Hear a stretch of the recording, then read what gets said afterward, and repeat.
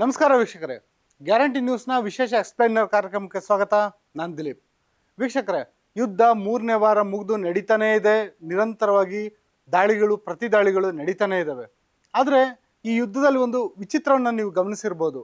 ಏನಂದರೆ, ನಾವು ಪದೇ ಪದೇ ಸುದ್ದಿಗಳಲ್ಲಿ ಕೇಳ್ತಾ ಇರೋದೇನೆಂದರೆ, ಇರಾನ್ ದೇಶ ನಿರಂತರವಾಗಿ ಗಲ್ಫ್ ರಾಷ್ಟ್ರಗಳ ಮೇಲೆ, ಅಂದರೆ ಯಾವುದಾದ್ರು ತೈಲ ಉತ್ಪಾದಕ ರಾಷ್ಟ್ರಗಳಿದ್ದಾವೆ ಅದ್ರ ಮೇಲೆ ನಿರಂತರವಾಗಿ ದಾಳಿ ನಡೆಸ್ತಾನೇ ಇದೆ. ಹಂಗಿದ್ರೂ ಕೂಡ ಈ ಒಂದು ಗಲ್ಫ್ ರಾಷ್ಟ್ರಗಳೇನಿದ್ದಾವೆ ಅವು ಇರಾನ್ ಮೇಲೆ ಪ್ರತಿ ದಾಳಿ ನಡೆಸ್ತಿಲ್ಲ. ಅವು ಏನಿದ್ರು ರಕ್ಷಣಾತ್ಮಕವಾಗಿ ಆಟನೇ ಆಡ್ತಾ ಇದ್ದಾವೆ. ಏನಕ್ಕೆ ಹೀಗೆ? ಯಾಕೆ ಗಲ್ಫ್ ರಾಷ್ಟ್ರಗಳು ಇರಾನ್ ಮೇಲೆ ಪ್ರತಿ ದಾಳಿ ನಡೆಸ್ತಿಲ್ಲ? ತಮ್ಮ ಏನೊಂದು ಏರ್ಪೋರ್ಟ್ಗಳಿರ್ಬೋದು, ಬಂದರುಗಳಿರ್ಬೋದು, ಮೂಲಸೌಕರ್ಯಗಳಿರ್ಬೋದು, ಅವುಗಳ ಮೇಲೆ ದಾಳಿ ನಡೀತಾ ಇರೋ ಸಂದರ್ಭದಲ್ಲೂ ಕೂಡ ಗಲ್ಫ್ ರಾಷ್ಟ್ರಗಳು ಸೈಲೆಂಟ್ ಆಗಿರೋದು ಯಾಕೆ? ಅವುಗಳ ಹತ್ರ ಶಕ್ತಿನೇ ಇಲ್ವಾ? ಅಥವಾ ಯುದ್ಧಕ್ಕೆ ಬರೋದಕ್ಕೆ ಅವಕ್ಕೆ ಹೆದರಿಕೆ ಇದೆಯಾ? ಏನು ಕಾರಣ ಅಂತ ತಿಳ್ಕೊಳ್ಳೋ ಪ್ರಯತ್ನ ಮಾಡೋಣ. ಒಂದೊಂದಾಗಿ ಕಾರಣಗಳನ್ನು ನೋಡ್ತಾ ಹೋಗೋಣ ವೀಕ್ಷಕರೇ. ಮೊದಲಿಗೆ ಇಲ್ಲಿ ನೀವು ನೋಡ್ಬೋದು, Saudi Arabia, UAE, Qatar, Bahrain, Kuwait ಮತ್ತು ಒಮಾನ್ ಮೇಲೆ ಎಲ್ಲ ತೈಲ ಉತ್ಪಾದಕ ರಾಷ್ಟ್ರಗಳ ಮೇಲೂ ಕೂಡ ಇರಾನ್ ಈವರೆಗೆ ದಾಳಿಗಳನ್ನು ನಡೆಸಿದೆ. ಒಂದಲ್ಲ ಎರಡಲ್ಲ, ಸಾವಿರಾರು ಕ್ಷಿಪಣಿಗಳು, ಡ್ರೋನ್ಗಳ ಮೂಲಕ ದಾಳಿಯನ್ನು ನಡೆಸಿದೆ. ಈಗಲೂ ಕೂಡ ನಡೆಸ್ತಾ ಇದೆ, ಇವತ್ತು ಕೂಡ.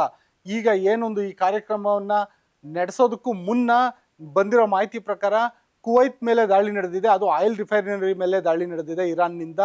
ಜೊತೆನಲ್ಲೇನೆ ಒಮಾನ್ ಮೇಲೂ ದಾಳಿ ನಡೆದಿದೆ, ಕತಾರ್ ಮೇಲೂ ದಾಳಿ ನಡೆದಿದೆ. ಆ ದಾಳಿಗಳಿಗೆ ನಿಲ್ಲೋ ಲಕ್ಷಣಗಳೇ ಕಾಣ್ತಿಲ್ಲ.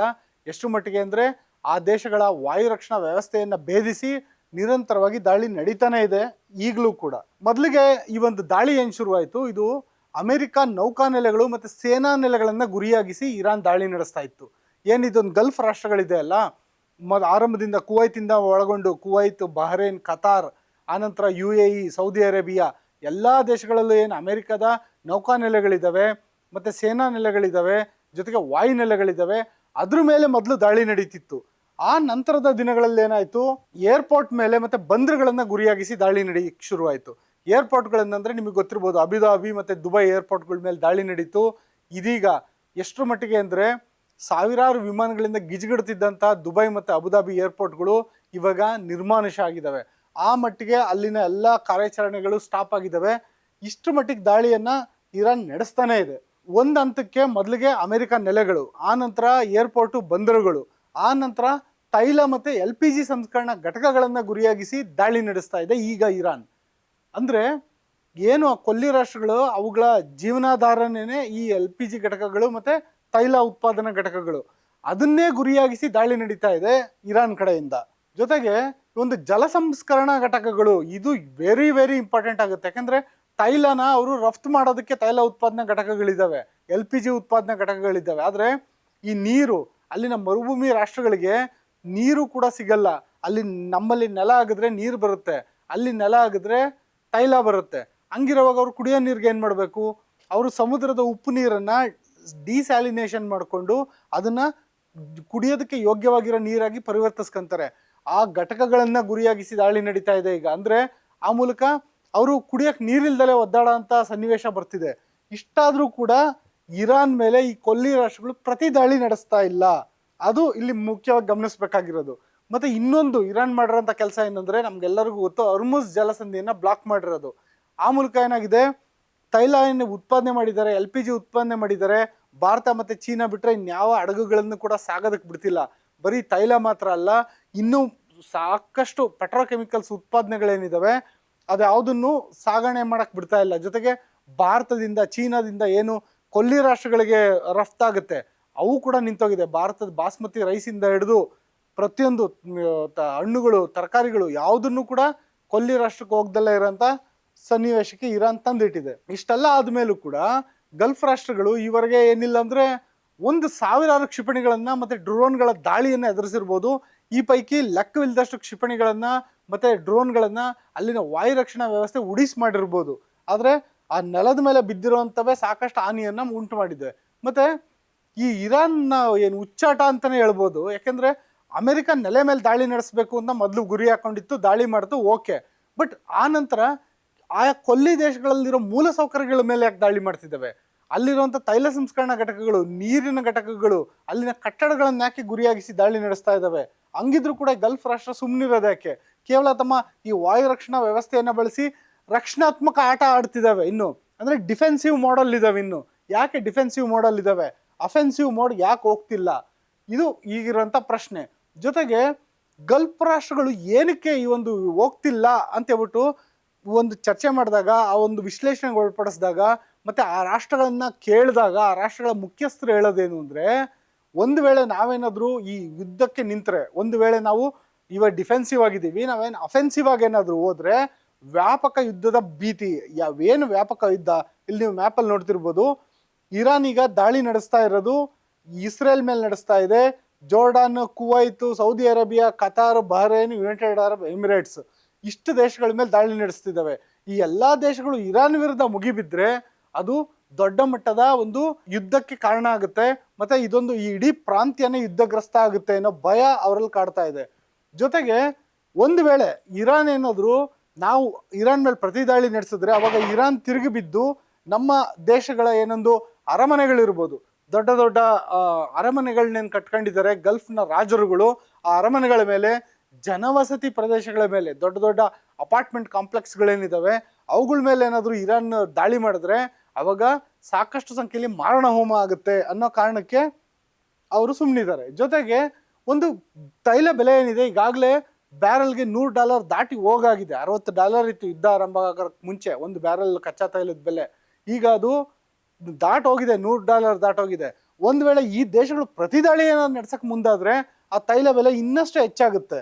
ಅದು ಇರುವಂಥ ಪ್ರಮುಖ ಭೀತಿ. ಜೊತೆಗೆ ತೈಲ ಮತ್ತು ಅನಿಲ ರಫ್ತು ಇದೆಯಲ್ಲ, ಅದು ದೀರ್ಘಕಾಲಕ್ಕೆ ಸ್ಥಗಿತ ಆಗೋಂಥ ಭೀತಿ ಇದೆ.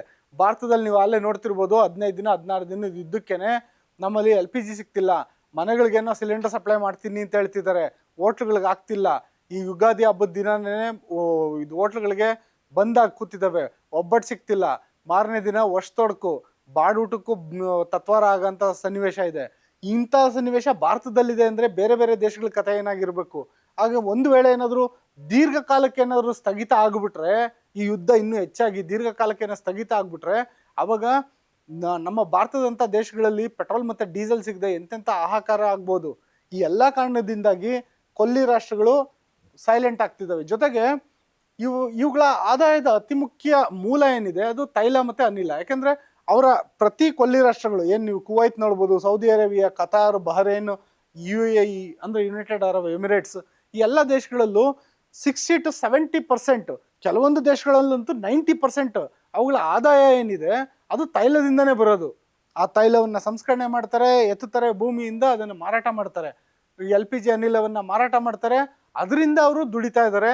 ಅಲ್ಲಿಂದ ದೇಶ ಸುಭಿಕ್ಷವಾಗಿದೆ, ಸಾಕಷ್ಟು ಶ್ರೀಮಂತವಾಗಿದೆ. ಏನಕ್ಕೆ ಅಂದರೆ ಇದೇ ಒಂದು ತೈಲ ಮತ್ತು ಅನಿಲ ರಫ್ತಿಂದ. ಅದೇ ಇಲ್ಲ ಅಂದರೆ ಹೆಂಗೆ? ಅದು ಅವ್ರಿಗಿರೋಂಥ ಅತಿ ದೊಡ್ಡ ಆತಂಕ. ಜೊತೆಗೆ ನೀವು ಇನ್ನೊಂದು ಗಮನಿಸಿರ್ಬೋದು, ಏನೊಂದು ಈ ಗಲ್ಫ್ ರಾಷ್ಟ್ರಗಳಿದ್ದಾವೆ ಅವಕ್ಕೂ ಚೆನ್ನಾಗಿ ಗೊತ್ತು ನಮ್ಮಲ್ಲಿರೋ ತೈಲ ಇರ್ಬೋದು, ಅನಿಲ ಇರ್ಬೋದು, ಇನ್ನೆಷ್ಟು ವರ್ಷ, ಇನ್ನೊಂದು 50 ವರ್ಷನ 60 ವರ್ಷನ, ಮುಂದಿನ ಪೀಳಿಗೆಯ ಕಥೆ ಏನು. ಹಾಗಾಗಿ ಅವ್ರು ಏನು ಮಾಡ್ತಿದ್ದಾರೆ, ಅಸೆಟ್ ಕ್ರಿಯೇಷನ್ಗೆ ಶುರು ಮಾಡಿದ್ದಾರೆ. ಅಸೆಟ್ ಕ್ರಿಯೇಷನ್ ಅಂದರೆ ಏನು? ನಮ್ಮಲ್ಲಿರುವಂಥ ಮರುಭೂಮಿ ರಾಷ್ಟ್ರಗಳು, ನಾವು ನಮ್ಮಲ್ಲಿ ನೀರೇ ಇಲ್ಲ ಮೊದಲಿಗೆ, ಹಾಗಾಗಿ ವಾಟರ್ ಸ್ಯಾಲಿನೇಷನ್ ಪ್ಲ್ಯಾಂಟ್ಗಳು ಇರಬೇಕು, ಅಂದರೆ ನೀರನ್ನ ಸಂಸ್ಕರಣೆ ಮಾಡೋವಂಥ ಘಟಕಗಳಿರಬೇಕು, ನೀರಿಗೆ ಯಾವತ್ತೂ ಕೊರತೆ ಆಗಬಾರ್ದು. ಅದು ಒಂದು ಅವುಗಳ ಟಾರ್ಗೆಟ್.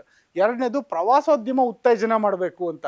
ಜೊತೆಗೆ ಮೆಡಿಕಲ್ ಟೂರಿಸಮ್ ಅದನ್ನ ಹೆಚ್ಚು ಮಾಡಬೇಕು ಅಂತೇಳಿ. ಜೊತೆಗೆ ರಿಯಲ್ ಎಸ್ಟೇಟು, ನೀವೇನು UAEನಲ್ಲಿ ಒಂದು ಪಾಮ್ ಬೀಚ್ಗಳನ್ನ ನೋಡ್ತೀವಿ, ಪಾಮ್ ಐಲ್ಯಾಂಡ್ಗಳನ್ನ ನೋಡ್ತೀವಿ, ಅಲ್ಲಿರೋಂಥ ಒಂದು ಭೂಮಿಗಳನ್ನು ಖರೀದಿ ಮಾಡೋದಕ್ಕೆ ಜನರಿಗೆ, ಇಡೀ ವಿಶ್ವಾದ್ಯಂತ ಜನರಿಗೆ ಆಹ್ವಾನ ಮಾಡ್ತಿದ್ದಾರೆ. ಭಾರತದಲ್ಲೂ ಕೂಡ ನಮ್ಮ ಹತ್ರ ದುಬೈಯಲ್ಲಿ ಒಂದು ಫ್ಲಾಟ್ ಇದೆ ಅಂತ ಹೇಳ್ಕೊಳೋದೇ ನಮ್ಮಲ್ಲಿನ ಶ್ರೀಮಂತರಿಗೆ ಒಂದು ರೀತಿ ಪ್ರತಿಷ್ಠೆಯ ಸಂಕೇತ. ಆ ರೀತಿಯಾಗಿ ಇದನ್ನ ಒಂದು ರಿಯಲ್ ಎಸ್ಟೇಟ್ ಹಬ್ ಮಾಡಬೇಕು, ಇದನ್ನ ಟೂರಿಸಂ ಹಬ್ ಮಾಡಬೇಕು. ಯಾಕೆಂದರೆ ಮುಂದಿನ ದಿನಗಳಲ್ಲಿ ನಮ್ಮಲ್ಲಿ ತೈಲ ಕೊರತೆ ಆದಾಗ, ತೈಲ ಖಾಲಿಯಾದಂಥ ಸಂದರ್ಭದಲ್ಲಿ ನಮ್ಮ ಆದಾಯದ ಮೂಲ ಪ್ರವಾಸೋದ್ಯಮ ಆಗಬೇಕು, ರಿಯಲ್ ಎಸ್ಟೇಟ್ ಆಗಬೇಕು. ಜೊತೆಗೆ ಇವಾಗೇನು AI ತಂತ್ರಜ್ಞಾನ ಬೆಳೀತಾ ಇದೆ, ದೊಡ್ಡ ದೊಡ್ಡ AI ಡಾಟಾ ಸೆಂಟರ್ಗಳು ಬರಬೇಕು, AI ಹಬ್ ಆಗಬೇಕು ನಮ್ಮದು. ಆ ಮೂಲಕ ನಮ್ಮ ದೇಶದಲ್ಲಿ ತೈಲ ಇಲ್ಲವಾದರೂ ಕೂಡ ನಾವು ಸಸ್ಟೈನ್ ಆಗಬೇಕು. ನಾವು ಇವಾಗೇನು ಸಿರಿವಂತಿಕೆ ಮೇಂಟೈನ್ ಮಾಡ್ತಿದ್ದೀವಿ ಅದೇ ಇರಬೇಕು, ನಮ್ಮ ದೇಶದ ಆದಾಯ ಕುಗ್ಗಬಾರ್ದು ಅನ್ನೋ ಕಾರಣಕ್ಕೆ ಹಂತವಾಗಿ, ಅಂದರೆ ತೈಲದ ಆದಾಯ ಏನಿದೆ ಅದು 60% 70% ಇರೋದು ನಿಧಾನವಾಗಿ ಕಮ್ಮಿ ಆಗ್ತಾ 50%ಗೆ ಬರ್ತಾ ಇದೆ. ಇನ್ನಿತರ ಆದಾಯದ ಮೂಲಗಳನ್ನು ಹೆಚ್ಚು ಮಾಡ್ಕೊಳ್ತಾ ಇದ್ದಾವೆ ಈ ದೇಶಗಳು. ಒಂದು ವೇಳೆ ಏನಾದರೂ ಇರಾನ್ ಕಾಲ್ಕೆದ್ರಿ ಜಗಳಕ್ಕೆ ಬರ್ತಿದೆ ಅನ್ನೋ ಕಾರಣಕ್ಕೆ ಅವು ಇರಾನ್ ವಿರುದ್ಧ ಮತ್ತೆ ದಾಳಿ ಮಾಡಕ್ ಮುಂದಾಗಿ ಇರಾನ್ ಮತ್ತೆ ಏನಾದ್ರು ಪ್ರತಿ ದಾಳಿ ನಡೆಸಿದ್ರೆ ಆ ಸಂದರ್ಭದಲ್ಲಿ ಈ ಎಲ್ಲಾ ಗಲ್ಫ್ ರಾಷ್ಟ್ರಗಳಿಗೂ ಈ ಒಂದು ಎಲ್ಲಾ ರೀತಿಯಾದಂತ ಹೊಡೆತ ಬೀಳುತ್ತೆ. ಭವಿಷ್ಯದಲ್ಲಿ ಅವರ ಮುಂದಿನ ಪೀಳಿಗೆ ಕೂಡ ಅನುಭವಿಸುವಂತ ಒಂದು ಕಷ್ಟ ಎದುರಾಗುತ್ತೆ ಅನ್ನೋ ಭೀತಿ ಇದೆ. ಇದೆಲ್ಲ ಆದ್ಮೇಲೆ ಕೂಡ ಒಂದು ಅನುಕಂಪನೂ ಇದೆ. ಯಾರಿಗೆ? ಗಲ್ಫ್ ರಾಷ್ಟ್ರಗಳಿಗೆ. ಈ ಗಲ್ಫ್ ರಾಷ್ಟ್ರಗಳಿಗೆ ಏನೊಂದು ಈ ಇರಾನ್ ಬಗ್ಗೆ ಇರೋಂಥ ದೊಡ್ಡ ನಿಲುವೇನು ಅಂದ್ರೆ, ಅದು ಇರಾನ್ ಸುನ್ನಿ ರಾಷ್ಟ್ರ ಆಗಿರ್ಬೋದು, ಇದು ಶಿಯಾ ಒಂದು ಪ್ರಾಬಲ್ಯದ ಒಂದು ಶಿಯಾ ಆಡಳಿತಾಧಿಕಾರಿಗಳು ನಡೆಸುವಂತ ಸರ್ಕಾರ ಆಗಿರ್ಬೋದು. ನೀವು ಈ ಇಮೇಜ್ ಅಲ್ಲಿ ನೋಡ್ತಾ ಇದ್ದೀರಾ, ಏನೊಂದು ಶಿಯಾ ಸರ್ಕಾರದ ಅಯಾತುಲ್ಲಾ ರೋಹಲ್ಲಾ ಖಮೇನಿ ಇದ್ದಾರೆ. ಅವರು ಮೃತಪಟ್ಟ ನಂತರ ಅಯಾತುಲ್ಲಾ ಅಲಿ ಖಮೇನಿ ಅಧಿಕಾರಕ್ಕೆ ಬಂದ್ರು. ಅವ್ರನ್ನ ಮೊನ್ನೆ ಹೊಡೆದಾಕಿದ ನಂತರ ಈಗ ಅಯಾತುಲ್ಲಾ ಮಸ್ತಬಾ ಖಮೇನಿ ಅವರ ಒಂದು ಆಡಳಿತ ನಡೀತಾ ಇದೆ. ಅಯಾತುಲ್ಲಾ ಮಸ್ತಬಾ ಖಮೇನಿ ಸದ್ಯ ರಷ್ಯಾದಲ್ಲಿ ಚಿಕಿತ್ಸೆ ಪಡಿತಿದ್ದಾರೆ ಅಂತ ಹೇಳಲಾಗ್ತಿದೆ. ಈ ಎಲ್ಲ ಒಂದು ಏನು ಶಿಯಾ ಸರ್ಕಾರ ಇದೆ, ಅದಕ್ಕೆ ಈ ಗಲ್ಫ್ ನಲ್ಲಿರುವಂಥದ್ದು ಬಹುತೇಕ ಸುನ್ನಿ ಪ್ರಾಬಲ್ಯದ ದೇಶಗಳು. ಅಲ್ಲಿನ ಅರಸರಿಗೆ ಇಲ್ಲಿನ ಶಿಯಾ ಸರ್ಕಾರದ ಮೇಲೆ ಒಂದಷ್ಟು ಅನುಕಂಪನೂ ಇದೆ. ಏನಕ್ಕೆ ಅಂದ್ರೆ, ಎಷ್ಟೇ ಆಗ್ಲಿ ನಾವು ಮುಸ್ಲಿಮ್ಸು, ನಾವೆಲ್ಲ ಮುಸ್ಲಿಮ್ಸು, ನಾವೆಲ್ಲ ಒಂದೇ ಸಮುದಾಯದವರು. ಜೊತೆಗೆ ಏನೊಂದು ಇರಾನ್ ದೀರ್ಘಕಾಲದಿಂದ ಅಮೆರಿಕದ ಸ್ಯಾಂಕ್ಷನ್ಸ್ನ ಎದುರಿಸ್ತಾ ಇದೆ. ಇರಾನು ಅತ್ಯಂತ ತೈಲ ಸಂಪದ್ಭರಿತ ರಾಷ್ಟ್ರ. ಏನಿವಂದೆಲ್ಲ ಕೊಲ್ಲಿ ರಾಷ್ಟ್ರಗಳಿದ್ದಾವೆ, ಈ ಕೊಲ್ಲಿ ರಾಷ್ಟ್ರಗಳಿಗಿಂತಲೂ ಅತಿ ಹೆಚ್ಚು ತೈಲವನ್ನ, ಅತಿ ಹೆಚ್ಚು LPGಯನ್ನ ಇರಾನ್ ಇಟ್ಕೊಂಡಿದೆ. ಆದ್ರೆ ತನ್ನಲ್ಲಿ ಅಂತ ದೊಡ್ಡ ತೈಲ ಭಂಡಾರ, ಅನಿಲ ಭಂಡಾರ ಇದ್ರೂ ಕೂಡ ಅಮೆರಿಕದ ಸ್ಯಾಂಕ್ಷನ್ಸ್ಗಳಿಂದಾಗಿ ಅದು ದೊಡ್ಡ ಮಟ್ಟದಲ್ಲಿ ರಫ್ತು ಮಾಡೋಕ್ಕಾಗ್ತಿಲ್ಲ, ದೊಡ್ಡ ಮಟ್ಟದಲ್ಲಿ ಆ ದೇಶ ಬೆಳೆಯೋಕ್ಕಾಗ್ತಿಲ್ಲ.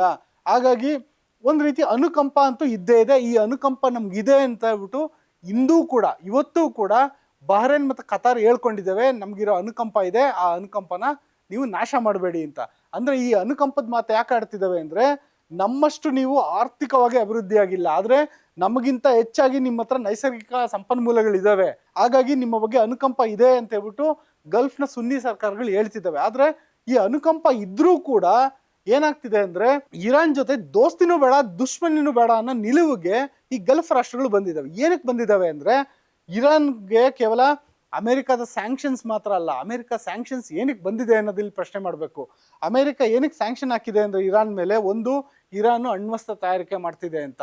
ಒಂದು ವೇಳೆ ಇರಾನ್ ಅಣ್ವಸ್ತ್ರ ತಯಾರಿಕೆ ಮಾಡಿದ್ರೆ ಇರಾನ್ ಬಳಿ ಇರುವಂಥ ಕ್ಷಿಪಣಿಗಳೇನಾದ್ರೂ ಇಸ್ರೇಲ್ಗೆ ಹೋಗಿ ನುಗ್ಗಿ ಹೊಡೆದು ಇಸ್ರೇಲ್ ದೇಶದ ಮೇಲೆ ಅಣ್ವಸ್ತ್ರ ದಾಳಿ ನಡೆಸಬಹುದು ಅನ್ನೋ ಭೀತಿ ಇದೆ. ಜೊತೆಗೆ ಒಂದು ವೇಳೆ ಏನಾದರೂ ಇರಾನ್ ಬಳಿ ಇರುವಂಥ ಕ್ಷಿಪಣಿಗಳು 10,000 ಕಿಲೋಮೀಟರ್ ದೂರ ಆರೋ ಅಂತ ಏನಾದರೂ ಕ್ಷಿಪಣಿಗಳನ್ನ ತಯಾರು ಮಾಡಿದ್ರೆ ಆ ಸಂದರ್ಭದಲ್ಲಿ ಅಮೆರಿಕ ಮೇಲೂ ಇರಾನ್ ಅಣುಬಾಂಬ್ ದಾಳಿ ನಡೆಸಬಹುದು. ಸದ್ಯದ ಮಟ್ಟಿಗೆ ಇರಾನ್ಗೆ ಒಂದು ಇಂಟೆಂಟ್ ಇದೆ, ಅಂದ್ರೆ ಒಂದು ಛಲ ಇದೆ, ಏನಂದ್ರೆ ಇಸ್ರೇಲ್ ಮತ್ತೆ ಅಮೆರಿಕನ ಮುಳುಗಿಸ್ಬೇಕು ಅಂತ. ಯಾಕಂದ್ರೆ ಇಸ್ರೇಲ್ನ ಅದು ಛೋಟಾ ಸೈತಾನ್ ಅಂತ ಕರೆಯುತ್ತೆ ಇರಾನ್, ಮತ್ತೆ ಅಮೆರಿಕನ ಬಡ ಸೈತಾನ್ ಅಂತ ಕರೆಯುತ್ತೆ. ಆ ಎರಡು ಸೈತಾನರನ್ನ ಮುಗಿಸ್ಬೇಕು ಅನ್ನೋ ಇಂಟೆಂಟ್ ಇದೆ, ಆಸೆ ಇದೆ, ಹಂಬಲ ಇದೆ. ಆದ್ರೆ ಕೇಪಬಿಲಿಟಿ ಇಲ್ಲ, ಅಂದ್ರೆ ಶಕ್ತಿ ಇಲ್ಲ ಅವುಗಳ ಬಳಿ.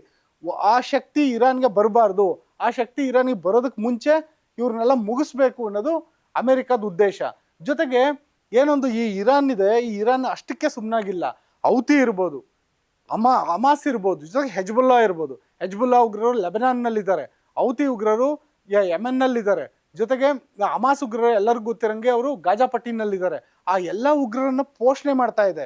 ಇಂಥ ಒಂದು ಉಗ್ರ ಪೋಷಕ ಸರ್ಕಾರ, ಉಗ್ರ ಪೋಷಕ ದೇಶ ಈ ರೀತಿಯಾದಂಥ ನಮ್ಮೆಲ್ಲ ಕೊಲ್ಲಿ ರಾಷ್ಟ್ರಗಳಿಗೆ ಆತಂಕ ತಂದೊಡ್ಬೋದು ಅನ್ನೋ ಕಾರಣಕ್ಕೆ ಈ ಇರಾನ್ ಜೊತೆಗೆ ನಮಗೆ ದೋಸ್ತಿನೂ ಬೇಡ, ದುಶ್ಮನ್ನೂ ಬೇಡ ಅನ್ನೋ ರೀತಿ ತಟಸ್ಥ ನಿಲುವನ್ನ ಗಲ್ಫ್ ರಾಷ್ಟ್ರಗಳು ಅನುಸರಿಸ್ತಾ ಇದ್ದಾವೆ. ಜೊತೆಗೆ ಈ ಒಂದು ಇಸ್ರೇಲ್ ಅಮೆರಿಕ ದಾಳಿಗೆ ತನ್ನ ವಾಯು ಪ್ರದೇಶವನ್ನು ಕೂಡ ನೀಡ್ತಾ ಇಲ್ಲ ಈ ದೇಶಗಳು. ಈ ದೇಶಗಳಲ್ಲೆಲ್ಲಾನು ಅಮೆರಿಕದ ಸೇನಾ ನೆಲೆಗಳಿದ್ದಾವೆ, ನೌಕಾ ನೆಲೆಗಳಿದ್ದಾವೆ. ಆದ್ರೆ ತನ್ನ ನೆಲದಿಂದ ಅಮೆರಿಕದ ವಿಮಾನ ಹಾರಿ ಇರಾನ್ ಮೇಲೆ ದಾಳಿ ಮಾಡಬಾರ್ದು. ಏನಕ್ಕೆ ಮಾಡಬಾರ್ದು ಅಂದ್ರೆ, ಒಂದು ವೇಳೆ ನೀವೇನಾದ್ರೂ ನಮ್ಮ ವಾಯು ಪ್ರದೇಶವನ್ನ ಬಳಸ್ಕೊಂಡ್ರೆ ಅದು ಇರಾನಿಗೆ ಗೊತ್ತಾಗುತ್ತೆ, ಇರಾನ್ ನಮ್ಮ ಮೇಲೆ ಪ್ರತಿ ದಾಳಿ ಮಾಡಬಹುದು ಅಂತ. ಅಂದ್ರೆ ಇರಾನ್ನಿಂದ ದಾಳಿ ಎದುರಾಗಬಹುದಾದಂಥ ಕಾರಣಗಳು, ರೀಸನ್ಸ್ ಏನಿದಾವೆ, ಆ ರೀಸನ್ಸ್ಗಳಿಗೆ ಒಳಗಾಗಬಾರ್ದು ಅನ್ನೋದು ಕೊಲ್ಲಿ ರಾಷ್ಟ್ರಗಳ ನಿಲುವು. ಹಂಗಾಗಿ ಇಷ್ಟೆಲ್ಲ ನಿಲುವನ್ನ ತಳೆದಿದ್ರು ಕೂಡ, ಇಷ್ಟೆಲ್ಲ ತಟಸ್ಥವಾಗಿದ್ರು ಕೂಡ ದಾಳಿ ಮಾಡ್ತಾ ಇದ್ದಾರಲ್ಲ, ಅದು ಈಗ ಬಂದಿರೋಂಥ ಕೊಲ್ಲಿ ರಾಷ್ಟ್ರಗಳಿಗೆ ಬಂದಿರೋಂಥ ದೊಡ್ಡ ಆತಂಕ ಮತ್ತೆ ಪ್ರಶ್ನೆ. ಜೊತೆಗೆ ಈ ಒಂದು ಇರಾನ್ ಏನಿದೆ ಅದ್ರ ಜೊತೆಗೆ ಮಾತುಕತೆ ಮಾಡಿ ಅಂತ ಹೇಳ್ಬಿಟ್ಟು ಗಲ್ಫ್ ರಾಷ್ಟ್ರಗಳು, ಇಸ್ರೇಲ್ ಇರ್ಬೋದು, ಅಮೆರಿಕ ಇರ್ಬೋದು, ಎಲ್ಲ ದೇಶಗಳಿಗೂ ಒತ್ತಾಯ ಮಾಡ್ತಿದ್ದಾವೆ. ಈ ಹಿಂದೆ ನೀವು ಇಲ್ಲಿ ಗಮನಿಸ್ಬೋದು, ಒಮಾನ್ ರಾಷ್ಟ್ರದ ಮಧ್ಯಸ್ಥಿಕೆಯಲ್ಲಿ ಇರಾನ್ ಜೊತೆಗೆ ಮಾತುಕತೆ ಮಾಡಿ ಅಂತ ಹೇಳ್ಬಿಟ್ಟು ಅಮೆರಿಕ ಮತ್ತೆ ಇಸ್ರೇಲ್ಗೆ ಆಹ್ವಾನ ಕೊಟ್ಟಿದ್ರು. ಕಳೆದ ವರ್ಷ 2025ರಲ್ಲಿ ಅಮೆರಿಕ ಮಿಡ್ ನೈಟ್ ಹ್ಯಾಮರ್ ಅಂತ ಹೇಳ್ಬಿಟ್ಟು ಒಂದು ಆಪರೇಷನ್ ಮಾಡ್ತು. ಆ ಸಂದರ್ಭದಲ್ಲೂ ಮಾತುಕತೆ ನಡೀತಿರೋ ಸಂದರ್ಭದಲ್ಲೇನೆ ಅಮೆರಿಕದ B-2 ಬಾಂಬರ್ಗಳು ಇರಾನ್ ಮೇಲೆ ಹಿಟ್ ಮಾಡಿದ್ವು. ಇದೀಗ ಕೂಡ ಮಾತುಕತೆ ನಡೀತಾ ಇತ್ತು. ಕೊನೆ ಹಂತದ ಮಾತುಕತೆ ಇನ್ನೇನು ಚಾಲ್ತಿಯಲ್ಲಿತ್ತು. ಒಂದು ಒಮನ್ನ ಮಧ್ಯಸ್ಥಿಕೆಯಲ್ಲಿ ಆ ಸಂದರ್ಭದಲ್ಲೇನೆ ಇರಾನ್ ಮೇಲೆ ದಾಳಿ ನಡೆಸ್ತು ಅಮೆರಿಕ. ಹಂಗಾಗಿ ಮಾತುಕತೆ ನಡೆಸಿ ಅನ್ನೋದೇನೆ ಈ ಗಲ್ಫ್ ರಾಷ್ಟ್ರಗಳ ಒತ್ತಾಯ. ಯಾಕೆಂದ್ರೆ ಅವುಗೆ ಯುದ್ಧ ಬೇಡ. ಹಂಗಿದ್ರು ಕೂಡ ದಾಳಿ ನಿರಾತಂಕವಾಗಿ ನಡೀತಾನೆ ಇದೆ. ಇಷ್ಟೆಲ್ಲ ಆದ್ಮೇಲೆ ಒಂದು ವೇಳೆ ಆಯ್ತಪ್ಪ, ನೀವೇನೋ ದಾಳಿ ಮಾಡ್ತಾನೇ ಇದ್ದೀರಾ, ಇರಾನ್ ನಮ್ಮ ಮೇಲೆ ನಿರಂತರವಾಗಿ ದಾಳಿ ಮಾಡ್ತಿದ್ದೀರಾ, ನಮ್ಮ ಆಯಿಲ್ ರಿಫೈನರಿಗಳನ್ನ ಸುಟ್ಟಾಕಿದ್ದೀರಾ ಅಂದ್ರೆ ನೀವೇನ್ ಮಾಡ್ತಿದ್ದೀರಾ ಅಂದ್ರೆ ಇಸ್ರೇಲ್ ನಿಮ್ಮ ಮೇಲೆ ದಾಳಿ ಮಾಡ್ತು. ಯಾರ ಮೇಲೆ? ಇರಾನ್ ಮೇಲೆ ದಾಳಿ ಮಾಡ್ತು. ಎಲ್ಲಿ ದಾಳಿ ಮಾಡ್ತು? ಒಂದು ಇರಾನ್ನಲ್ಲಿರುವಂಥ LPG ಘಟಕಗಳ ಮೇಲೆ ದಾಳಿ ಮಾಡ್ತು, ಒಂದು ಅನಿಲ ಘಟಕಗಳ ಮೇಲೆ. ಈ ಇಸ್ರೇಲ್ ದಾಳಿ ಮಾಡಿದ್ದು ಇರಾನ್ ಮೇಲೆ. ಆದ್ರೆ ಇರಾನ್ ಅದರ ಪ್ರತೀಕಾರವನ್ನು ತೀರಿಸ್ಕೊಂಡಿದ್ದು ಕತಾರ್ನಲ್ಲಿರುವಂತಹ ಒಂದು LPG ಘಟಕಗಳ ಮೇಲೆ. ನೀವು ಯಾಕೆ ಆ ರೀತಿ ಮಾಡ್ತಿದ್ದೀರಾ? ನಿಮ್ಮ ಶತ್ರುತ್ವ ಏನಿದೆ ಅದು ಅಮೆರಿಕ ವಿರುದ್ಧ, ನಿಮ್ಮ ಶತ್ರುತ್ವ ಇರೋದು ಇಸ್ರೇಲ್ ವಿರುದ್ಧ. ಹಂಗಾಗಿ ನೀವು ಅವುಗಳ ಮೇಲೆ ದಾಳಿ ಮಾಡಿ, ನಮ್ಮ ಮೇಲೆ ಬರಬೇಡಿ ಅಂತ ಪದೇ ಪದೇ ಹೇಳ್ತಾ ಇದ್ರು ಕೂಡ ಇರಾನ್ ಮಾತು ಕೇಳ್ತಿಲ್ಲ. ಇರಾನ್ ಸುಮ್ಮನೆ ಎಲ್ಲದನ್ನು ಪೋಕ್ ಮಾಡ್ತಾ ಇದೆ, ಎಲ್ಲರನ್ನೂ ರೊಚ್ಚಿಗೆ ಬಸ್ತಾ ಇದೆ. ಅದೇ ಕಾರಣದಿಂದಾಗಿ ಒಂದು ವೇಳೆ ಗಲ್ಫ್ ರಾಷ್ಟ್ರಗಳು ನಮ್ಮ ರಕ್ಷಣೆಗೆ ನಾವು ದಾಳಿ ಮಾಡಬೇಕು ಅನ್ನೋ ನಿರ್ಧಾರಗಳಿಗೆ ಈ ಒಂದು ಗಲ್ಫ್ ರಾಷ್ಟ್ರಗಳ ಮುಖ್ಯಸ್ಥರೆಲ್ಲ ಏನಿದ್ದಾರೆ, ಸೌದಿ ಅರೇಬಿಯಾದ ಮೊಹಮ್ಮದ್ ಬಿನ್ ಸಲ್ಮಾನ್ ಇರ್ಬೋದು, ಆ ರೀತಿಯಾದ ಕತಾರ್ ದೊರೆ ಇರ್ಬೋದು, ಎಲ್ಲರೂ ಕೂಡ ಒಂದಾಗಿ ಒಂದು ವೇಳೆ ಇರಾನ್ ವಿರುದ್ಧ ಮುಗಿಬಿದ್ರೆ ಏನಾಗ್ಬೋದು ಸನ್ನಿವೇಶ? ಆ ಸಂದರ್ಭದಲ್ಲಿ ಇರಾನ್ನ ಒಂದು ನೀತಿ ಏನಿದೆ ಅದನ್ನ ಆತಂಕಕಾರಿ ಅಂತ ಈಗಾಗಲೇ ಬಹರೇನ್ ಏನೋ ಹೇಳಿದೆ. ಒಂದು ವೇಳೆ ಇರಾನ್ ವಿರುದ್ಧ ಎಲ್ಲ ದೇಶಗಳು ಮುಗಿಬಿದ್ರೆ ಅದು ದೊಡ್ಡ ಮಟ್ಟದ ಒಂದು ಯುದ್ಧಕ್ಕೆ ಕಾರಣ ಆಗುತ್ತೆ. ಆ ಯುದ್ಧದಿಂದ ಭಾರತಕ್ಕಾಗೋ ನಷ್ಟ ಅತ್ಯಂತ ಕೆಟ್ಟದ್ದು ಮತ್ತೆ ಅತ್ಯಂತ ದೊಡ್ಡದು. ಹಾಗಾಗಿ ಇಂಥ ನಷ್ಟನ ತಡಿಬೇಕು ಅನ್ನೋ ಕಾರಣಕ್ಕೆ ಗಲ್ಫ್ ರಾಷ್ಟ್ರಗಳು ಇವತ್ತಿಗೂ ಕೂಡ ಒಂದು ರೀತಿಯಾದಂಥ ತಾಳ್ಮೆ ವಹಿಸ್ತಾ ಇದ್ದಾವೆ. ಬಹರೇನ್ ಇವತ್ತು ಕೂಡ ನೀಡಿರೋ ಹೇಳಿಕೆ ಇದು, ಇರಾನ್ನ ನೀತಿ ಆತಂಕಕಾರಿ ಅಂತ ಹೇಳಿದೆ. ಜೊತೆಗೆ ನಮ್ಮ ಅನುಕಂಪ ಕಳೆದುಕೊಳ್ಳಬೇಡಿ ಅಂತ ಹೇಳ್ಬಿಟ್ಟು ಕತಾರ್ ಎಚ್ಚರಿಕೆ ಕೊಟ್ಟಿದೆ. ಕತಾರ್ ಎಚ್ಚರಿಕೆಯಲ್ಲಿ ಅತ್ಯಂತ ಪ್ರಮುಖವಾಗಿ ಗಮನಿಸ್ಬೇಕು. ಯಾಕೆಂದ್ರೆ ನಮಗೆ ನಿಮ್ಮ ಬಗ್ಗೆ ಅನುಕಂಪ ಇದೆ. ನಾನು ಆಗ್ಲೇ ಹೇಳ್ತಿದ್ದೆ, ಇರಾನ್ ಬಗ್ಗೆ ಈ ಎಲ್ಲ ಕೊಲ್ಲಿ ರಾಷ್ಟ್ರಗಳಿಗೆ ಅನುಕಂಪ ಇದೆ. ಆ ಅನುಕಂಪನ ಕಳೆದುಕೊಳ್ಬೇಡಿ ಅಂತ ಹೇಳ್ಬಿಟ್ಟು ಕತಾರ್ ಎಚ್ಚರಿಕೆ ಕೊಡ್ತಿದೆ. ಇಷ್ಟೆಲ್ಲ ಮಾಡ್ತಿರೋದೇನಕ್ಕೆ? ಪ್ರತಿ ಸಲ ದಾಳಿ ನಡೆದಾಗ್ಲೂ ಏಟ್ ಮೇಲೆ ಏಟೋದು, ತಲೆ ಮೇಲೆ ಹೊಡೆದು ಹೋದ್ರೂ ತಿರುಗೇಟ್ ಕೊಡದಲ್ಲೇ ಸುಮ್ಮನೆ ಇರೋದು ಯಾಕೆ ಅಂದ್ರೆ ಅವೆಲ್ಲದಕ್ಕೂ ಒಂದು ಪ್ರಮುಖ ಕಾರಣ ಒಂದು ಆರ್ಥಿಕ ಕುಸಿತ, ಭವಿಷ್ಯದಲ್ಲಿ ಎದುರಾಗಬಹುದಂತ ಆತಂಕ.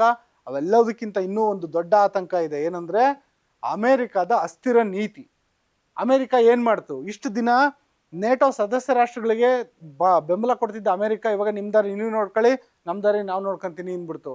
ಜೊತೆಗೆ ರಷ್ಯಾ ಉಕ್ರೇನ್ ವಿರುದ್ಧ ಯುದ್ಧಕ್ಕೆ ನಿಂತಾಗ ಅಮೆರಿಕ ಸೇರಿದಂತೆ ಎಲ್ಲ ನೇಟೋ ರಾಷ್ಟ್ರಗಳು ಉಕ್ರೇನಿಗೆ ಬೆಂಬಲ ಕೊಟ್ಟಿದ್ವು. ಯಾವ ಡೊನಾಲ್ಡ್ ಟ್ರಂಪ್ ಪ್ರೆಸಿಡೆಂಟ್ ಆದ್ರೋ ಏಕ್ದಮ್ ಉಕ್ರೇನ್ಗೆ ನಾನು ನೆರವು ಕೊಡಲ್ಲ ಅಂತ ಹೇಳ್ಬಿಡ್ತು. ಇದೇ ಅಮೆರಿಕ ಮುಂದೊಂದು ದಿನ ಅಂದ್ರೆ ನಾಡಿದ್ದು ಇನ್ನೊಂದು ವಾರದ ಕಳೆದ್ಮೇಲೆ ಒಂದು ವೇಳೆ ಏನಾದರೂ ಇರಾನ್ ವಿರುದ್ಧ ಈ ಎಲ್ಲ ಕೊಲ್ಲಿ ರಾಷ್ಟ್ರಗಳು ತಿರುಗಿ ಬಿದ್ದಾಗ ನನಗೂ ಇದಕ್ಕೂ ಸಂಬಂಧ ಇಲ್ಲಪ್ಪ ಅಂತ ಹೊರಟೋಗ್ಬಿಟ್ರೆ ಏನು ಕತೆ? ಹಾಗಾಗಿ ಅಮೆರಿಕದ ಅಸ್ಥಿರ ನೀತಿಯಿಂದಾಗಿ ಈ ಒಂದು ಇರಾನ್ ವಿರುದ್ಧ ಯುದ್ಧಕ್ಕೆ ಹೋಗೋಕ್ಕೆ ಇವೆಲ್ಲ ದೇಶಗಳು ಹಿಂಜರಿತಾ ಇದ್ದಾವೆ. ಆದರೆ ಇವುಗಳ ತಾಳ್ಮೆ ಎಷ್ಟು ದಿನ? ಜೊತೆಗೆ ಇರಾನ್ ಎಷ್ಟು ದಿನ ಈ ರೀತಿಯಾದಂಥ ತನ್ನ ಶಸ್ತ್ರಾಸ್ತ್ರಗಳನ್ನು ಬಳಕೆ ಮಾಡ್ಕೊಳಕ್ಕೆ ಸಾಧ್ಯ? ಇಸ್ರೇಲ್ ಮತ್ತು ಅಮೆರಿಕದ ಮುಂದಿನ ನಿಲುವೇನು? ಒಂದು ವೇಳೆ ಈ ಯುದ್ಧನ ಅಂತ್ಯ ಮಾಡುತ್ತಾ ಅಮೆರಿಕ, ಮತ್ತು ಇಸ್ರೇಲ್ನ ಮನವೊಲಿಸೋದಕ್ಕೆ ಅಮೆರಿಕ ಸಕ್ಸಸ್ ಆಗುತ್ತಾ, ಸಾಕು ಈ ಯುದ್ಧ ನಿಲ್ಲಿಸೋಣ ಅಂತ, ಅಥವಾ ಹೆಂಗಾದ್ರೂ ಮಾಡಿ ಯುದ್ಧ ಮುಂದುವರಿಸಲೇಬೇಕು, ಈ ಇರಾನ್ನಲ್ಲಿರುವಂತಹ ಖಮೇನಿ ಆಡಳಿತ ಅಂದ್ರೆ ಏನೊಂದು ಇಸ್ಲಾಮಿಕ್ ಆಡಳಿತ ಇದೆ ಅದನ್ನ ಅಂತ್ಯ ಮಾಡಲೇಬೇಕು ಅಂತ ಏನಾದ್ರೂ ಅಮೆರಿಕ ಪಣ ತೊಡುತ್ತಾ? ಅವೆಲ್ಲ ಪ್ರಶ್ನೆಗಳು ಇವಾಗ ಸದ್ಯಕ್ಕೆ ಇಡೀ ವಿಶ್ವವನ್ನ ಕಾಡ್ತಾ ಇದ್ದಾವೆ.